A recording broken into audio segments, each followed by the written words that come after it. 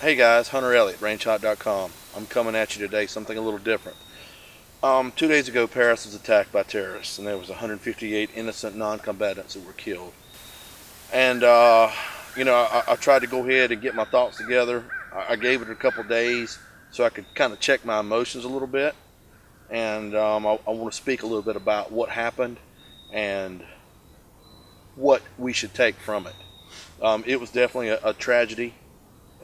But I feel like anytime there's a tragedy, we should be able to take something from it and maybe learn. If you'll notice, anytime there's such an attack as that, there's a pattern, and these terrorists, they seek out soft targets. And what do I mean by soft target? Well, they seek out places where they know there's going to be very little to no resistance against their actions. We as Americans were fortunate enough to have our Constitution. And that Constitution guarantees us, as free people, to be able to keep and bear arms.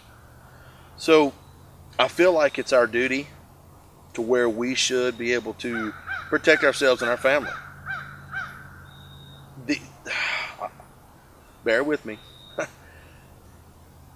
I feel like a lot of people, when I say this to them face to face, they say, well, that'll never happen to me, or I'm not that worried about it. I don't live my life in fear. And I get that, but those individuals that went out to that concert that night, the last thing on their mind would have been what went down. So just because you don't think it's going to happen doesn't necessarily mean that it's not. So we need to be able to protect ourselves. We need to arm ourselves and stay vigilant.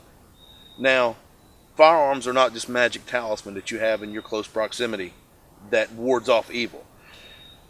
You need to be proficient in whatever firearm you choose to defend yourself with. You need to go get a concealed carry handgun permit, and you need to carry that handgun as much as you can. I say everywhere, but we all know there's places that you can't legally carry, and I would never advocate breaking the law because that hurts us way more than it helps.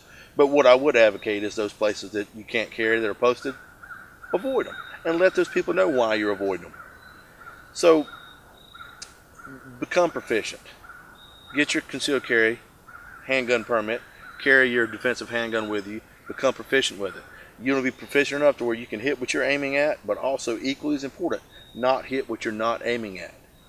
So take some classes. Once you get your permit, that's the very first initial step. You need to take classes. You need to get with friends and practice and train. Shoot some local matches. Shooting a handgun is a fine motor skill, and it needs to be continually honed. So it's not just go out to the gun store and buy you something to stick in your safe and figure you're good to go. No, not even close. So have your carbine at home as well. Know how to use that. As we all know, the old saying is, a handgun is really only to fight your way back to your rifle. You need to be able to defend yourself. The last thing I would ever want to do is take another individual's life. I think that would be very hard to deal with. But I also believe that you have the right to defend yourself. Self-preservation is key. And when somebody makes that conscious decision to do harm to you or your family, then I feel like they have also accepted any repercussions that may happen. They've made that decision. They're going to have to live with the outcome either way. So I feel like I could live with myself easier by having to take someone's life than I could if my mother was killed or if I was killed or one of my good friends. So you got to pick the lesser of two bad situations. So, I'm not saying go out and become Rambo. God, no. The extremes on any end of a spectrum are always the fringes. Try to find some middle ground. We don't live our life in fear, but we also are going to be prepared. You've got a fire extinguisher at your house. You've got a spare tire on your car. So anyway, I'm not going to harp on it. I'm just reaching out to those people that may be considering it, that are seeing what happened.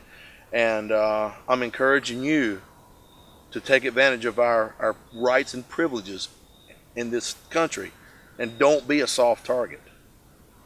So anyway, be vigilant, friends. Look after each other. Look after yourself. Take care of your family. Remember to train and practice and continue to hone those shooting skills, and pray that you never have to use them.